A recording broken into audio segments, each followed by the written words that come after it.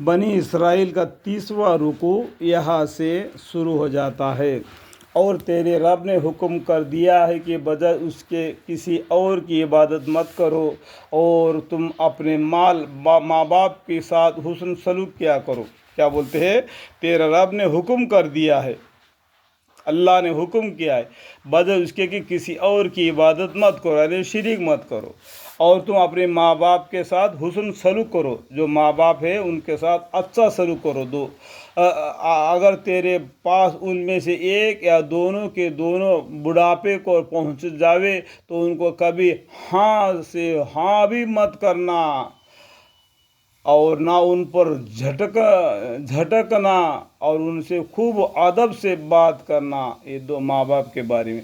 اور ان کے سامنے نرمی سے انکساری کے ساتھ جھکے رہنا، اور یوں دعا کرتے رہنا کہ میرے پروردگار ان دونوں پر رحم فرمائے جیسا انہوں نے مجھ کو بچپن میں پالا پرورش کیا، آمین۔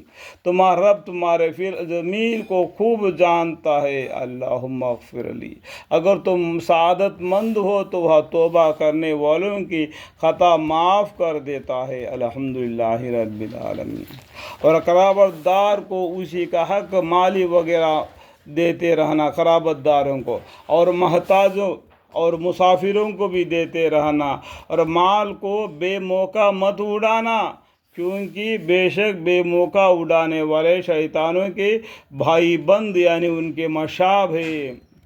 پیسے جو اللہ نے جو رزق دیا ہے اس کو الٹ سلٹ کر کے خرچہ نہیں کرنا، آگے ذخیرے کے لیے آنے والے کام کے لیے کرنا۔ اور مال کو بے جا خرچہ کرتا ہے وہ شیطان کے دوست بھائی ہے، اور شیطان اپنے پروردگار کا بڑا ناشکر ہے۔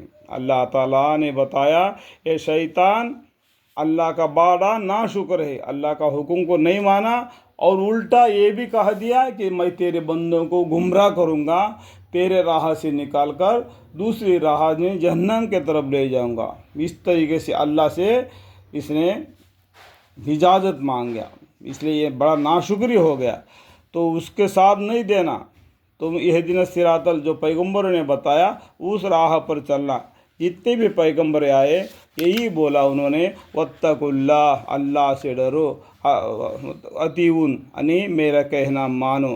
اور اگر اپنے رب کی طرف سے جس روز کے آنے کی امید ہو اس کے یعنی انتظار میں تجھ کو ان سے بہلوتی کرنا پڑے تو ان سے نرمی کے بات کہہ دینا۔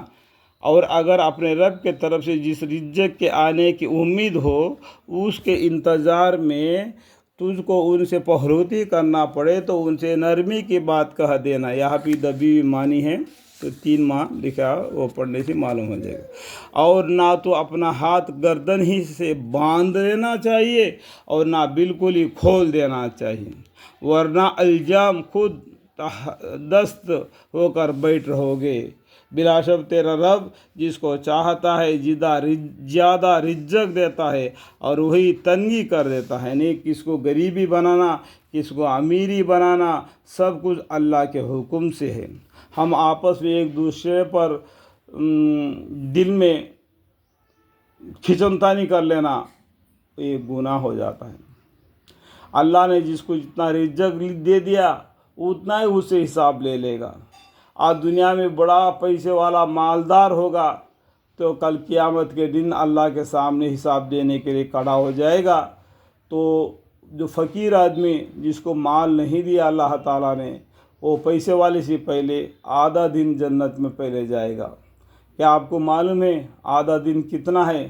500 برس کا ہے۔ یہ پیسے والا آدمی دنیا میں تو عیش سے گزارے گا، کل قیامت کے دن اس کو اللہ کے سامنے حساب دینے کے لیے اتنا دن لگے گا۔ اور وہ پیسے والا آدمی کہے گا کہ اگر ایک دنیا میں میرے کو مال نہیں ہوتا تو بہتر تھا۔ فقیر آدمی کہے گا اور بھی میں فقیری سے گزارا ہوتا تو اور بھی جلدی جنت میں چلے جاتا۔ یہ پیسے کے گھمنڈ میں، یہ پیسے کے استعمال میں اس کو اللہ کے سامنے نماز پڑھنے کے لیے بھی فرصت نہیں ملتی۔ بس یہ پیسے کے پیچھے پڑا رہتا ہے، دنیا دنیا دنیا دنیا دنیا کر کے دنیا کے پیچھے پڑ کے اور اپنا عمر کو کھو دیتا ہے، آخرت میں جا کے قبر میں سو جاتا ہے، بس اپنے پر نام اعمال ساتھ دیں گے، جو کیا وہ سمجھنا چاہیے۔ اگر دیندار ہوں گے ان کے اولاد تو ان کو ذخیرہ کے طور پر ثواب پہنچا دیں گے۔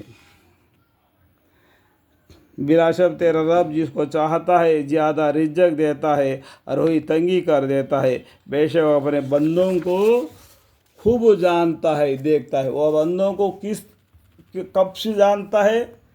اللہ تعالیٰ اس بندوں کو کب سے جانتا ہے؟ جب وہ ماں کے پیٹ میں تھے۔ کب سے جانتا ہے؟ عالم ارواح میں ان کی روح آتے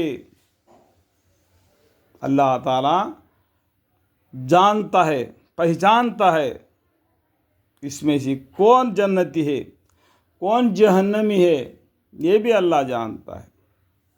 سب کچھ لوح محفوظ میں مندرج ہے، منضبط ہے۔ اس میں سے بہت سے کتابیں آئے، بہت سے انسانوں میں سے رسول بنا کے بھیج دیے۔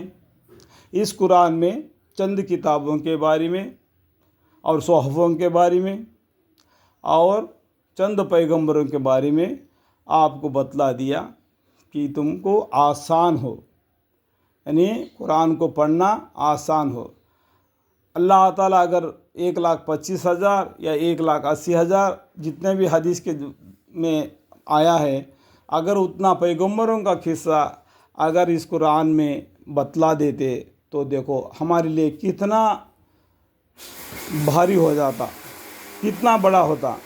اللہ تعالیٰ نے ہماری امت پر رحم کیا کہ سب کا نچوڑ اس قرآن میں دیا، جتنا بھی سب کتابوں کا تصدیق ایک قرآن کرتا ہے، اور تھوڑے سے یعنی 25 پیغمبروں کے قصے سے اس قرآن کو آپ کو آگاہ کیا۔ جتنا علم تم کو چاہیے تھا اتنا علم تم کو دیا۔ یہی علم، یہی قرآن قیامت تک کے لیے ہے، اس میں کوئی بدلاؤ نہیں۔ اس قرآن کو اللہ نے نازل فرمایا، اس کا حفاظت بھی اللہ کریں گے۔ یہاں تک بنی اسرائیل کا 3 رکوع ختم ہوا۔